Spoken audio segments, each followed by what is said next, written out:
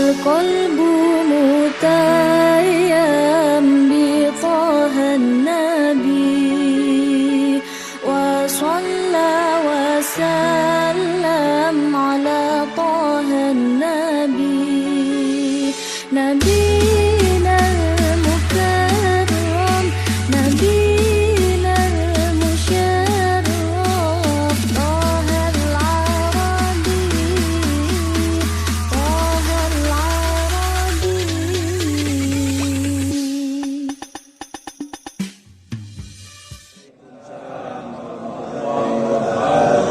Alhamdulillah wassalatu wassalamu ala Rasulillah wa alihi wa sahbihi wa man wala sama-sama terhormati yang terus insyaallah hidayah yang maksudnya juga segala wabah juga alfi aromah Rasulullah. Istiqamah itu lebih hebat, lebih afdal daripada 1000 aromah.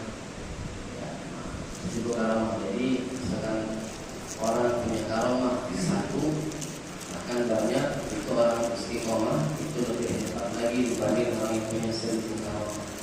Dan Rasulullah SAW dan tidak mungkin orang bisa dapat karomah kecuali dengan kapasitas kalian.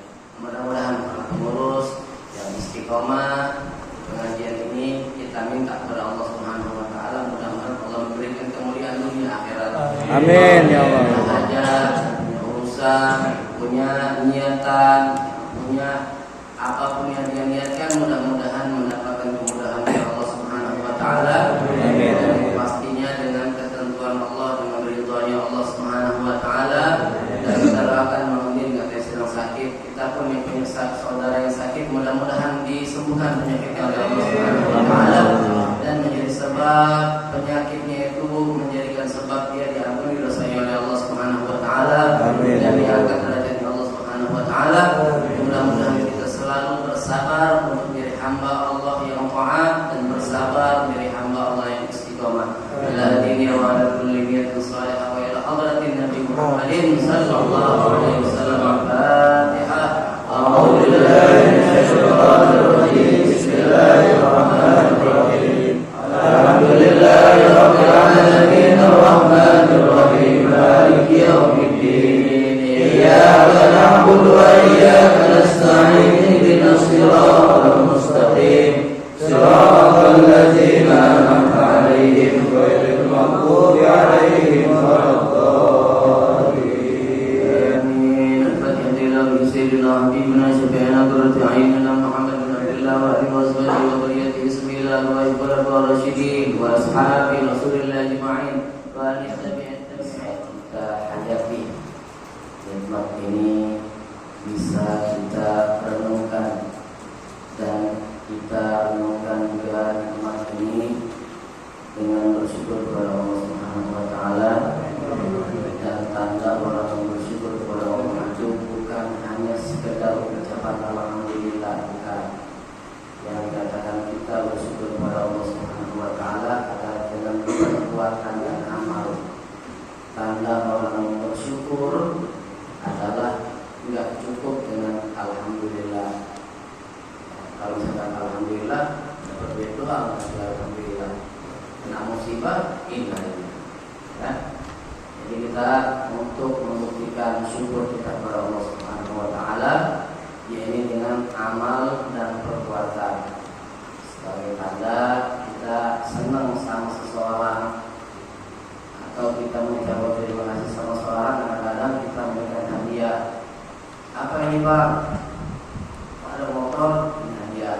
Gua senang ya, aku syukur kamu. Ya. Atau masih duit sama orang. Berarti ada perbuatan, bukti. Kalau kita tidak cukup cuma terima kasih.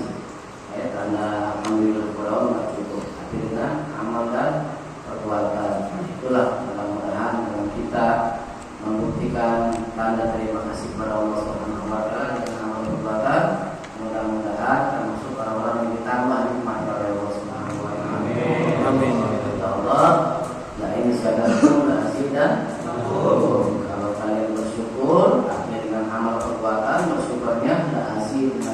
pasti ditambah oleh Allah Subhanahu wa Ta'ala. Pasti. Kita tinggal mencari yakin itu. Pasti ini yakin nggak kita nih? Ya. Karena Allah itu tergantung perasaan hambanya. Kalau hambanya yakin, hakul yakin, bahwasanya apabila dia menjadi hamba yang taat kepada Allah, dia bersyukur dengan perilaku dan perbuatan, dia yakin akan ditambah Allah nikmatnya, maka akan ditambah Allah. Jadi pertanyaan kita kadang-kadang nggak yakin, ya, kita kurang yakin. Makanya dengan pengajian seperti ini, dengan silaturahmi kepada Allah ini, dengan harapan supaya iman kita semakin yakin kepada Allah, gembleng terus. Lisan kita dilatih, lisan sering bohong nih, kita latih, dicuci dengan zikir, dicuci dengan sholawat, dengan harapan lisan bisa terjaga. Ya, hati kita sering lupa kepada Allah, dengan berkat pengajian seperti ini jadi ingat Allah. Ini mata kita banyak memandang maksiat, banyak memandang dosa, hal-hal yang dilarang Allah Subhanahu wa Ta'ala. Mudah-mudahan dengan waktu 1 jam kurang lebih ini menjadi sebab semua yang kita lihat, semua yang kita dengar, yang kita rasakan dalam hati kita menjadi sebab dicuci oleh Allah Subhanahu wa Ta'ala. Amin. Dan harapan seperti itu. Makanya berusaha untuk selalu sabar untuk istiqomah dan pengajian. Kenapa? Karena orang yang istiqomah itu butuh dengan perjuangan. Sebagaimana kemarin kita bahas tentang Muharram, tentang hijrah, kita nggak perlu angkat pedang dosa. Kita nggak perlu hijrah, ya, seperti sahabat, seperti Rasulullah hijrah, meninggalkan hartanya demi agama, dia tinggalkan hartanya. Kenapa? Syarat hijrah meninggalkan harta. Nggak bisa bawa hartanya semua, ditinggalin tanah, kebun, tokonya, hartanya banyak ditinggalin. Yang dibawa apa? Cuma sedikit. Yang dibawa adalah iman. Mereka berjuang tuh, ditinggalin saudaranya, yang ditinggalin, ada meninggalkan anak istrinya, ya nggak semuanya diajak. Itu ditinggalin untuk menuju iman kepada Allah Subhanahu wa Ta'ala. Pertanyaannya, kita sanggup gak kira-kira gitu, Pak? Sanggup gak? Nah, misalkan Rasulullah ada sekarang ini. Coba pertanyaannya, ya, jujur. Ini sulit, pasti sulit. Gak ada yang bisa. Mungkin ada yang masih mikir. Saya pribadi mungkin masih mikir. Misalkan kita hidup di zaman Nabi dan posisi kita sekarang berada di kota Mekah, kita sholat diganggu, minoritas dikit, agama baru ini soalnya, mau sholat diganggu, yang sholat minimal digebukin lah. Akhirnya sudah terlalu parah gangguan orang kafir, akhirnya kita ini taruh dah kita. Mau sholat di Masjidil Haram sulit, di Mekah sulit. Kenapa? Kalau ada sholat pasti ada yang gangguin, dipukulin. Lagi aku jahat, jawalannya kota Mekah itu, pentolannya. Kalau lihat orang Muslim udah pengennya lonjok aja, udah. Ya, nah, nggak sedikit juga yang dibunuh sama Abu Jahal sama Abu Lahab. Ya, diteror orang Islam. Nah ini akhirnya karena sudah dahsyat gangguan orang kafir, sehingga ada perintah hijrah. Ini bukan semuanya orang miskin, orang kaya. Ini bukan orang banyak yang kaya, termasuk Sayyidina Abdurrahman bin Auf. Nah ini ketika beliau hijrah dari Mekah ke Madinah, itu harta yang tinggal karena memperjuangkan iman. Nah kalau pertanyaan di posisi beliau para sahabat, kita yang ada saat itu, Pak, bagaimana? Pilih mana? Hijrah atau harta? Kan? Bingung kan? Taruh aja. Kita pilih hijrah, benar gak? Hijrah. Kenapa? Iman. Benar iman. Kita pilih hijrah. Harta kamu bisa dicari. Karena sudah pasti janji Allah Subhanahu wa Ta'ala. Kita surullah ya surkum. Kita beriman kepada Allah, kita percaya kepada Allah. Kita tinggalkan harta, insya Allah akan ada pertolongan Allah di sana. Terbukti di kota Madinah, dari orang ini karena punya bakat, mereka pedagang, berbisnis, akhirnya dengan hijrah mereka dibantu oleh Allah, mereka dibuka lagi rezekinya. Sampai beberapa bulan itu timbul saudagar kaya yang timbul di kota Madinah. Karena mereka sudah orang kaya basicnya. Cuma jadi pertanyaannya, misalkan kita hijrah, kita tinggalkan harta, apakah bini kita terima? Hah? Nah, kadang-kadang berapa gimana ya, benar gak? Nah, kira-kira mana? Pilih bini apa? Hijrah. Bingung ya? Bagi sekarang dia mati aja sulit. Nah, makanya kita sekarang nggak usah kayak gitu, nggak usah. Kita sekarang nggak ada hijrah setelah hijrah, kata Rasulullah. Setelah hijrah ini maka tidak ada lagi hijrah, kata Rasulullah. Nah, tugas kita apa sekarang? Nggak perlu kita hijrah, nggak perlu kita sholat, kita harus ngumpet-ngumpet, nggak usah. Ya sekarang kita sudah tenang, kita udah enak, sholat tinggal sholat, masjid banyak, bahkan di lapangan bisa jalan sholat, bahkan di jalan raya bisa sholat, di kamar, di rumah bebas kita. Mau ngadain acara tabligh akbar segede-gedenya tutup jalan boleh, mau ngadain di mana-mana jalanan boleh, tabligh akbar. Ini adalah nikmat dari Allah Subhanahu wa Ta'ala. Berkat apa? Perjuangan Nabi Muhammad. Berkat perjuangan sahabat Nabi Muhammad SAW. Beliau dulu makan pedang, nggak usah. Cuma pakai sarung perjuangannya, pakai baju koko, seminggu sekali kita ramein kampung istiqomah. Itu aja betul. Ya, nggak usah angkat pedang, nggak usah. Kalau misalkan kita mau ngangkat pedang, kita nih yang katanya jagoan, ya misalkan kita ngomong gua jagoan, gua jawara nih, taruh deh, ya saya jawara. Berantem nggak pernah kalah. Kita bayangkan Rasulullah perang itu dari matahari terbit sampai matahari terbenam. Kira-kira kalau misalkan kita selalu megang pedang, kuat nggak? Mengangkat pedang itu ya, perang seperti para sahabat. Ya, kita kadang-kadang menanjak sedikit udah ngos-ngosan, benar? Kalau napas di samsu, napas amun nambil. Ngangkat galon aja cuma mindahin berapa meter, mos-mosan ngangkat galon. Boro-boro ngangkat pedang yang kayak Sirina Khalid bin Walid itu pedangnya 2 meter. Coba bayangin, pedang Sirina Khalid itu beratnya hampir 8 kilo. Coba bayangin coba. Sirina Umar bin Khattab itu badannya 2 meter. Itu kalau tangannya Sirina Umar bin Khattab tangan kita nih, muka kita dipegang pas Sayyidina Umar nih, itu muka kita tutup dengan tangan Sayyidina Umar. Dia tangan, wah, yeah. Itu pedangnya 2 meter, sama kayak badannya, hampir 2 meter itu panjang pedangnya.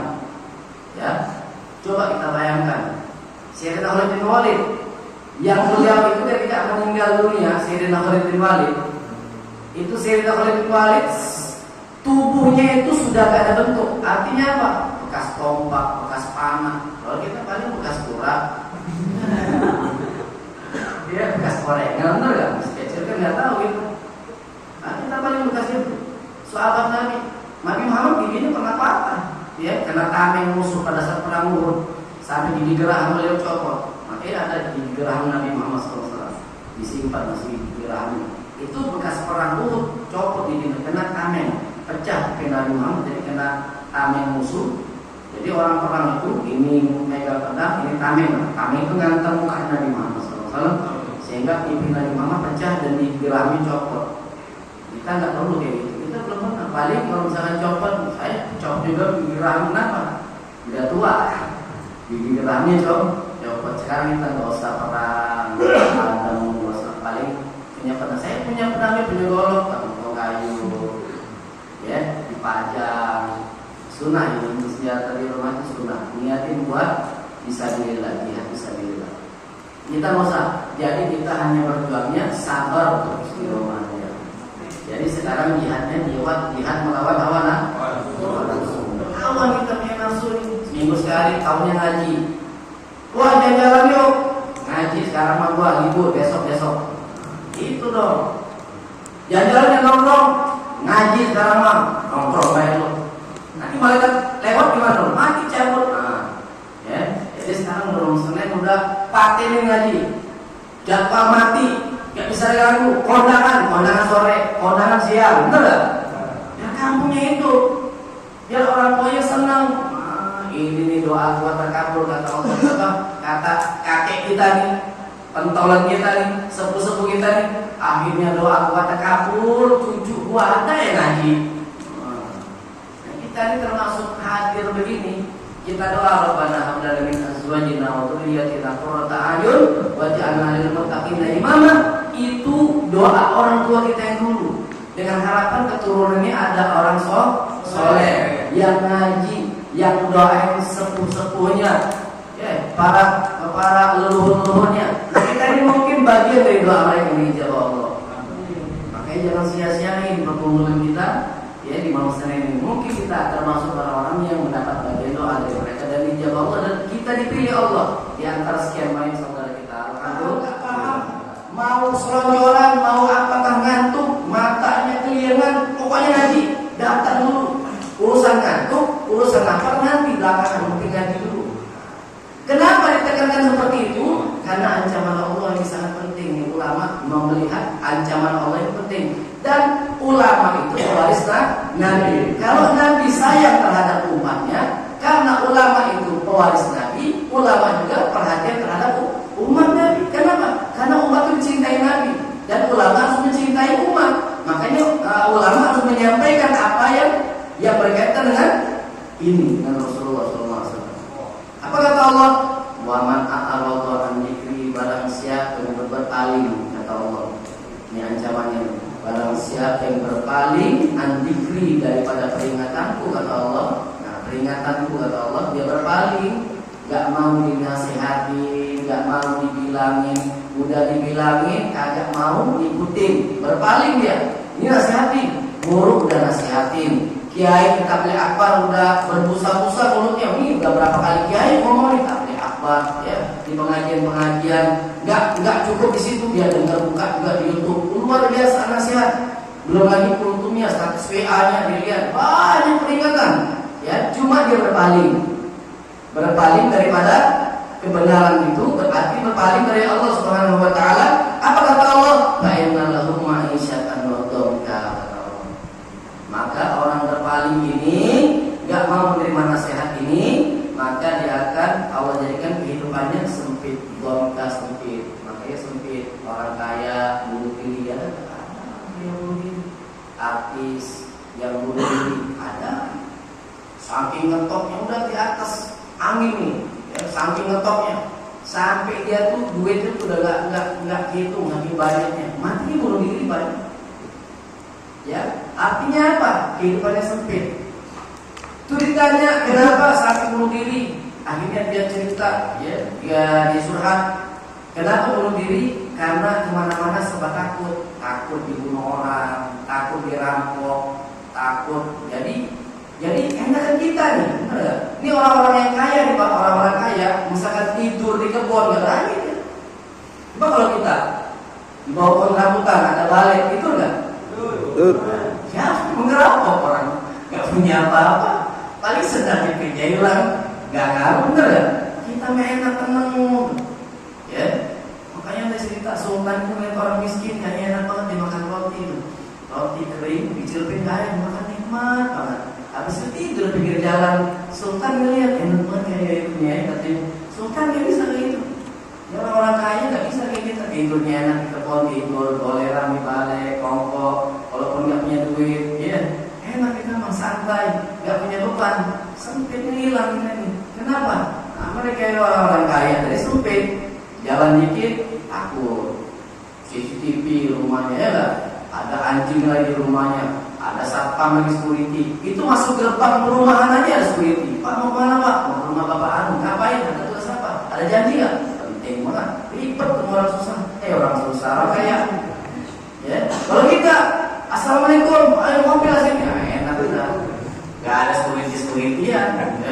Orang kaya ribet. Karena itu dia udah takut disiksa dengan hartanya. Ya ini kata Allah Subhanahu wa taala, wa man a'rada an dzikri fa inna lahu ma'isyatan dhanka. Barang siapa yang berpaling, walaupun dia punya harta banyak, punya kekayaan luar biasa, tapi kalau dia berpaling dari kata Allah Subhanahu wa taala, maka kehidupannya akan dijadikan sempit, kata Allah. Sempit dia. Mau kemana? Gak enak. Mendapatkan sini takut dipintain malah saudaranya. Ini orang kaya sifatnya gitu Pak. Orang saudara datang dikirain mau minta, mau silaturahmi dikirain mau minta. Pelit, sempit dunianya. Alhamdulillah men, dari sempit tersisa dengan hartanya sendiri. Padahal mati bapak-bapakan. Kenapa sempit? Berpaling dari Allah. Makanya pejabat-pejabat pada korupsi, padahal gajinya 25 juta, 30 juta, DPR itu masih korupsi juga. Bingung kita kadang-kadang. Kita yang kerja cuma 6 juta makmur, motornya Ninja, ngambil rumah, benar nggak? Rokoknya sabun 6 mil. Nikmat, gaji 6 juta, tidur di balai enak. Pejabat gaji 35 juta sempit ya. Tidur di mana-mana nggak tenang. Kenapa? Sempit dunia berpaling dari Allah Subhanahu wa Ta'ala. Yang lebih parah lagi, wala nasyuru yaumal qiyamah a'ma. Nanti orang-orang begini berpaling dari Allah, diajak ngaji nggak mau juga, udah dikasih tahu kabilahnya masih berpaling juga. Jangan meninggalkan pengajian. Luar biasa pahalanya ini. Hati berpaling tidak mau juga, mengerikannya ini. Wala nasyuru yaumal qiyamah a'ma. Nanti kami akan bagikan mereka berpaling itu di hari kiamat. Ketika di dunia dia matanya melek, bisa melihat, tapi kami bagikan di yaumul qiyamah kata Allah dalam keadaan buta sehingga tidak melihat Nabi Muhammad. Itu yang dikhawatirkan. Makanya para guru kita lu gemulai-gemulai, diomelin ngaji nonton, diomelin lu mau jadi apaan lu?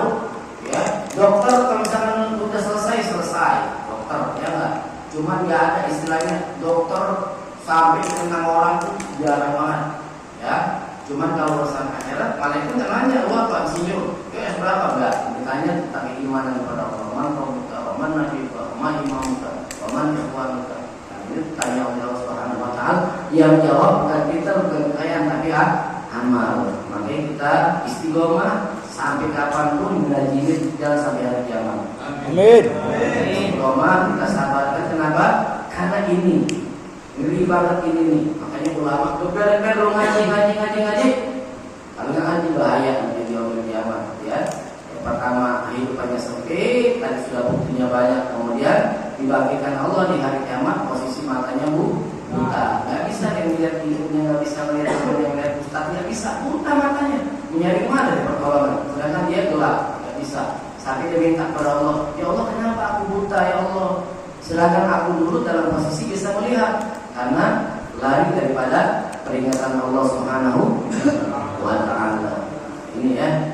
Jadi kita insya Allah belajar daripada sabar untuk istiqomah. Insya Allah kita baca sedikit ya. Qala Syekh Al-Musannif rahimahullahu ta'ala wa nafa'ana bihi wa bi ulumi fid dharain amin. Illa anqal khalaqas samawati wal ard. Ya. Khalaqas samawati wal ard.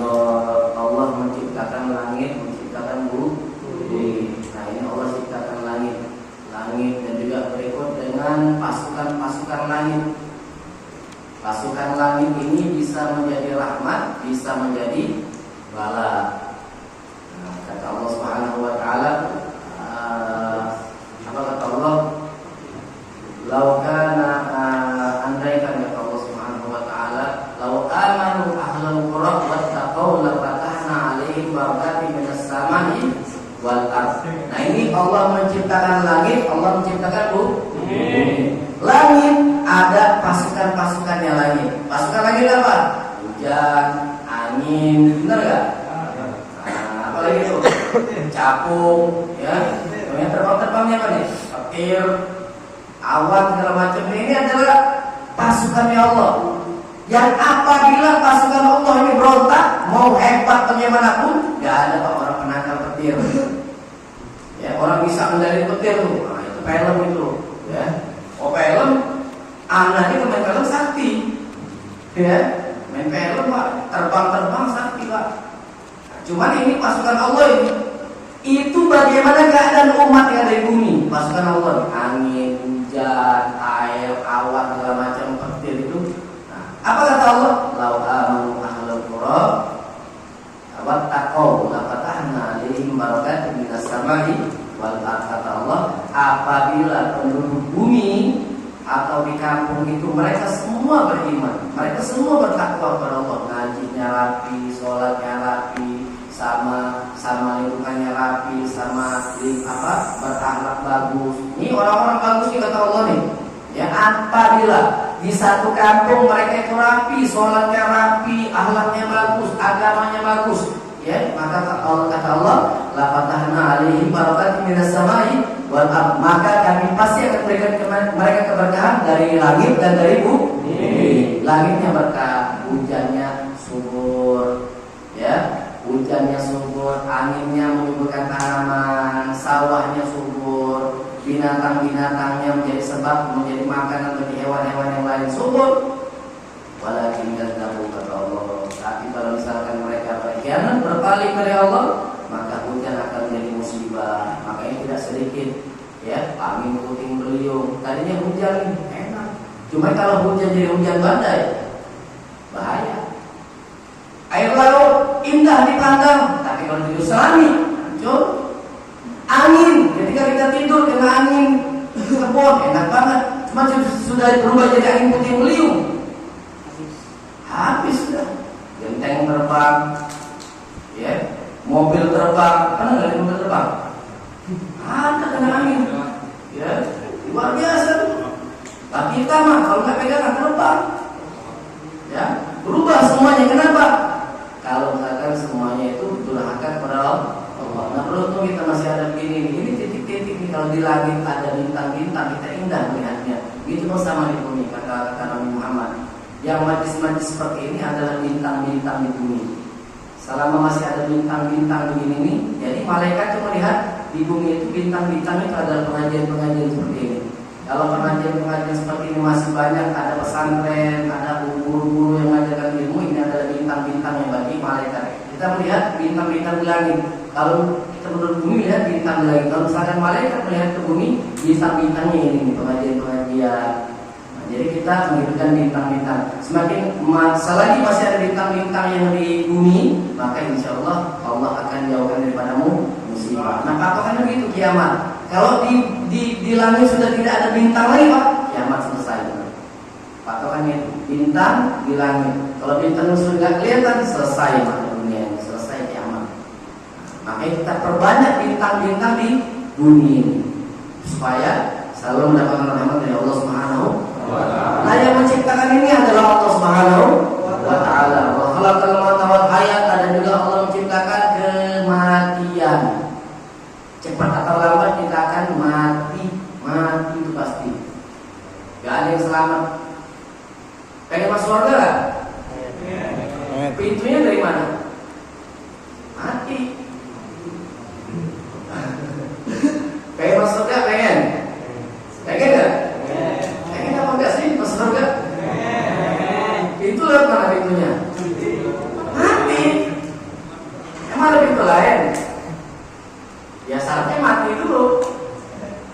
Kapan deh? Ya, nanti. Tinggal yang duluan siapa nanti ya?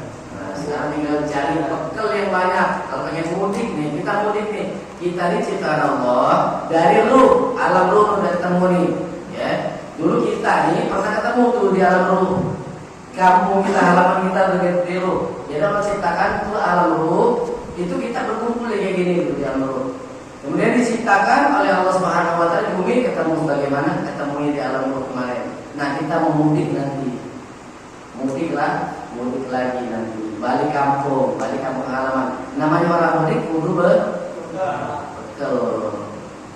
Kalau misalkan dia mau mudik pulang kampung nggak punya bekal, kapan dia? Ya, jangan nyampe, belum nyampe akhirat udah langsat dulu dia. Ya, alam kubur aja udah susah ya, ngapa-ngapain. Perjalanan itu panjang. Perjalanan masuk kuburan, dipandang ya, nggak bisa ngapa-ngapain, nggak ada lampu, nggak ada AC, nggak ada bini gitu. Nah, ini amal kita ini temannya, ini amal akan diwujudkan Allah Subhanahu wa Ta'ala menjadi istri pendamping kita, menjadi teman kita. Nanti misalkan kita punya hubungan baik juga di dunia dengan para guru, dengan majlis-majlis taklim, maka itu akan menjadi teman kita. Kita ditemukan dengan orang sering kita tawasuli, itu ketemu nanti. Ya, ketemu bagaimana cerita orang-orang soleh, itu mereka ketemu jumpa. dan disambut oleh orang-orang soleh yang sering kita tawasulin nama-nama mereka. Itu kita akan berjumpa, disambut amal masalah. Terlebih apalagi menyambut kita adalah Nabi Muhammad SAW. Kita meninggal yang menyambut kita Nabi Muhammad, yang membimbing baca syahadat Nabi Muhammad. Ini penting ketika sakaratul maut. Ketika kita tidak bisa lagi mendengar ucapan maut, saking dahsyat itu sakaratul maut. Itu ketika sedang dahsyat sakaratul maut, sedang nazar, mau dicabut ruh kita oleh Allah Subhanahu wa taala, malaikat Israil, itu Nabi Muhammad ada di samping kita. Aman itu. Aman sudah. Ya, aman. Ini sangat penting. Ya itu kita butuhkan, ya. Nah, ini ciptaan Allah, mau pasti, mau nggak mau, suka nggak suka, kaya atau miskin, habib, kiai, ustad, kudu mati. Pasti. Siapa yang bisa mati? Fir'aun mati, pejabat mati, semuanya mati, habib mati, selesai. Ada masanya, ada masa istilah kota itu apa namanya? Nomor itu? Nggak bisa ya. Nggak aktif lagi sudah. Habis masa aktifnya. Nggak ada luarsa. Nah, makan aja kalau misalkan expired dibuang enggak? Kita udah expired nih. Kapan kita tidak tahu? Ada jatahnya. Nah, masa aktif kita kapan? Kita untuk mempersiapkan masa aktif kita. Benar ya? Oke, penting banget ngaji. Maut adalah ciptaan Allah Subhanahu wa taala dan kehidupan adalah ciptaan Allah Subhanahu wa taala. Wa ta'ata wal maksiata, wa ta'ata dan ketaatan adalah ciptaan Allah, wal maksiat juga ada terjadi, ada kebaikan, ada keburukan. Kenapa ada kebaikan dan keburukan? Keburukan adalah sebagai ujian dari Allah Subhanahu wa taala. Ujian. Kenapa sih Allah nyiptain babi? Babi kan haram, enggak ada manfaat. Kita makan haram enggak boleh. Ya enggak? Kenapa sih Allah nyiptain babi? Sedangkan babi gak ada manfaat, dimakan haram. Kenapa? Karena sebagai ujian. Kenapa sih ada setan? Itu juga setan dulu ya. Kenapa sih Allah ciptakan? Kenapa gak dimusnahin aja itu setan iblis? Biar semua orang-orang ini semuanya jadi masuk surga semua. Kenapa? Ujiannya setan. Orang mau naik kelas aja ada ujian, bener gak? Masuk PT dites dulu. Masuk gold. Emang canggih-canggih doang masuk PT, ya? Ada yang pakai duit, dites dulu. Nanti sekali ya Pak, siap. Jam 8 Pak, jangan telat. Siap. Jam 6:30 udah nongkrong di situ, nggak? Oh, kan main masuk PT urusannya, ya kan? Wow, dia buat kerja luar biasa. Nah, kalau bisa kita kepada Allah begitu. Allah sudah nentuin waktu sholat ya sholat. Jangan sampai kita keteter waktunya. Tentuin. Nah, rezeki kita bagaimana kita terhadap Allah Subhanahu wa taala. Kalau kita royal kepada Allah, seperti kita di PT ini, PT jam 8 kudu masuk, atau telat dari subuh. Ada yang dari subuh keluar buat kerja itu. Ya, cuman pengen dapat kerjaan yang bagus biar gajinya naik ya kawan. Nah, kita ini pengen diangkat karyawan oleh Allah. Nah, jadi karyawan Allah ya enggak? Beda. Kerja kontrak sama kerja karyawan, kerja borongan beda, benar gak? Anda kerja kontrak, ya ketar-ketir kan? Waduh, kayaknya bentar lagi habis nih, kayaknya udah gak ada harapan ini, kontrak habis nih. Nah, kita begitu aja membayanginnya. Ada yang karyawan enak. Kerja gak kerja dia ada pensiun, benar gak? Nah, dana pensiun. Berapa dana pensiun? 500 juta, tergantung pangkat dan jabatannya. Yang kasihan mah kerja borongan. Borongannya habis selesai. Jadi lagi dia grup apa namanya? Kaum rebahan. Kaum rebahan. Ada yang kaum rebahan itu ya rebahan. Nah, ini makanya kita pengen menjadi karyawan Allah. Karyawan di dunia nikmat. Karyawan di dunia. Ya Rasulullah, salamun alaika Rabbi asyani wa darati rabbi bil Mustafa balik maqasidana waghfir lana lamana ya wasi'a